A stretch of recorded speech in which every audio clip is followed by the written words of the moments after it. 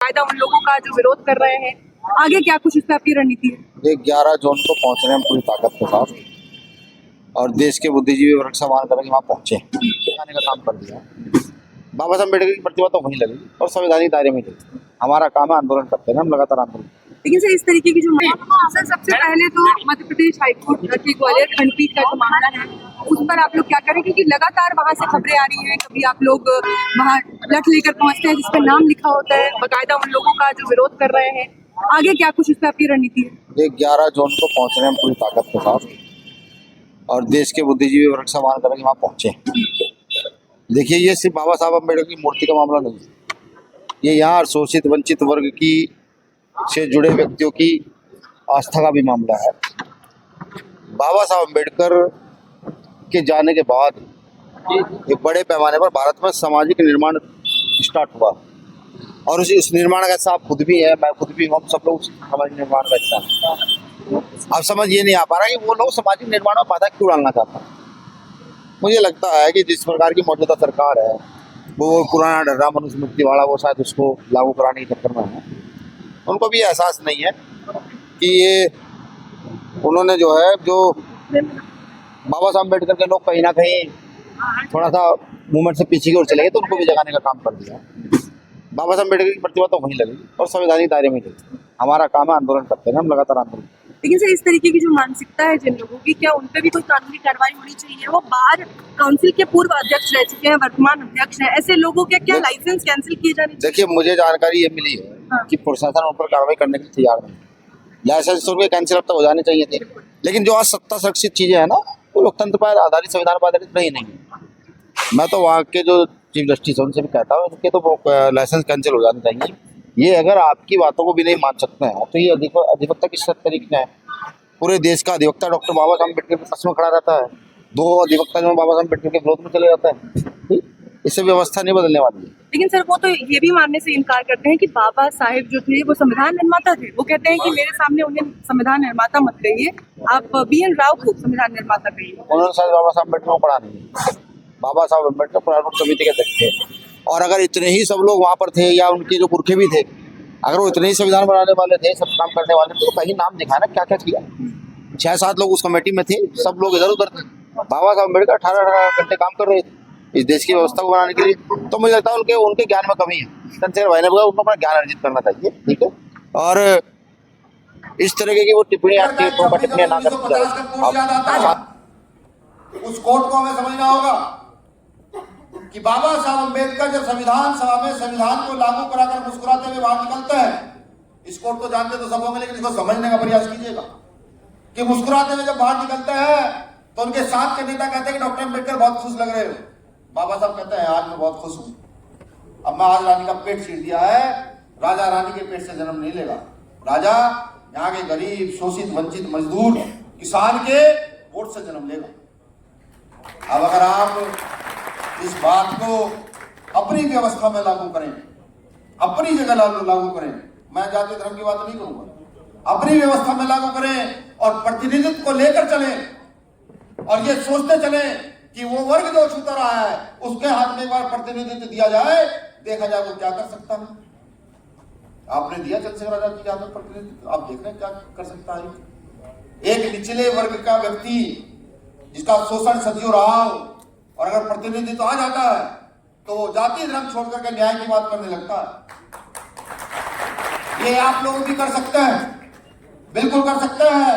जो साथी हमारे अधिवक्ता कह रहे थे कि आज SC/ST के मुकदमों के लिए भी यहां पर कुछ विशेष वर्ग के लोगों को जगह दी जाती है, तो क्या उसके लिए लड़ने के लिए कौन आएगा? हर जगह बार काउंसिल का चुनाव होता है, अध्यक्ष बनते, महासचिव बनते। एक साथी हमारे बीच में है, नवनिर्वाचित युवा है हमारी की तरह, चुनकर आए, तो आप भी ऐसे लोगों को चुन सकते हैं जो आपकी आवाज को पूरी मजबूती के साथ झंडे और डंडे के साथ उठा सकते हैं। अधिवक्ता है आप लोग, आपको सिखाने की आवश्यकता नहीं है, सब जानते हैं। तो बाबा साहब के कोर्ट की बात कर रहा था, बाबा साहब कहते हैं मैंने रानी का पेट छीन दिया है, अब राजा रानी के पेट से नहीं बनेगा, यहाँ के गरीब मजदूर किसान के वोट से बनेगा। तो उनके साथ के नेता ये कहते हैं कि डॉक्टर अम्बेडकर सब काम कर लोगे, सब काम कर लोगे, अधिकार लेकर चले जा रहे हो, लेकिन ये बताओ हमारी की तरह बुद्धि कहां से लाओगे?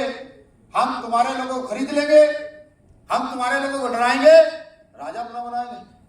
वो ये बात कह देते हैं।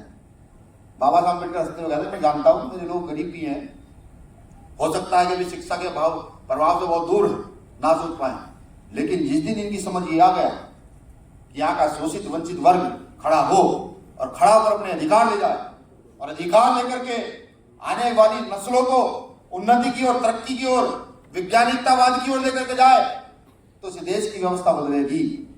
ये बात मैं आपको इसलिए कह रहा हूं क्योंकि आप प्रबुद्ध लोगों में आते हैं। एक अधिवक्ता 100 आम पब्लिक के साथ डिबेट अकेला कर सकता है, बिल्कुल कर सकता है।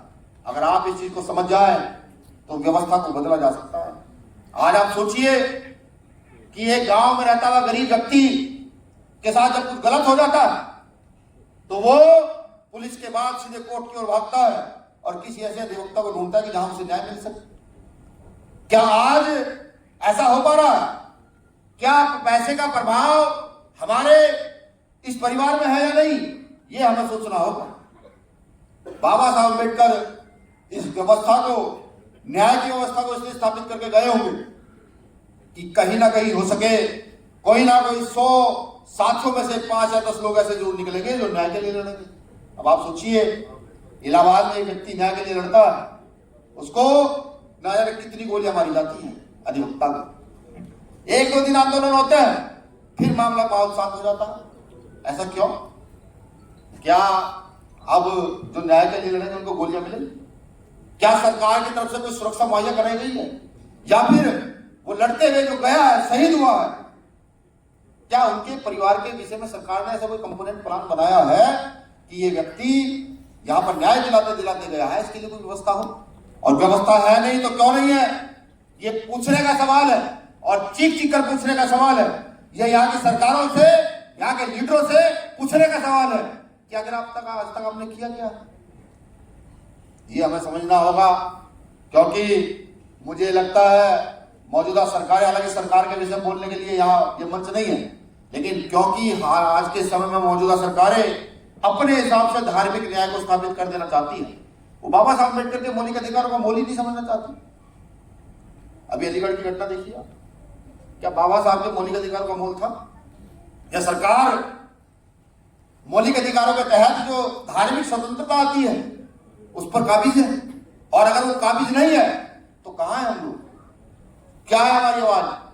क्या हम लिख रहे हैं? क्या हम सोच रहे हैं? क्या हम किसके प्रभाव में हैं? सबसे महत्वपूर्ण चीज यही है कि भारत क्या, विश्व के कहीं पर भी आप चले जाएं, किसी व्यक्ति पर अगर प्रभाव नहीं जम सकता, एक बार कोई IAS PCS पर प्रभाव जम सकता है, लेकिन अधिवक्ता पर किसी का प्रभाव नहीं जम सकता। जो अधिवक्ता प्रभाव विहीन रहता है, मैं लिख कर देता हूं कि नाम हुए हैं डॉक्टर बाबा साहब अम्बेडकर में से एक है कि वो किसी के प्रभाव में कभी आए नहीं, जो उनको लगा सही है उसके लिए खड़े रहे। तो आज के समय में धार्मिक न्याय कौन स्थापित करेगा? कहां से आएंगे लोग? क्या भारत के लोगों को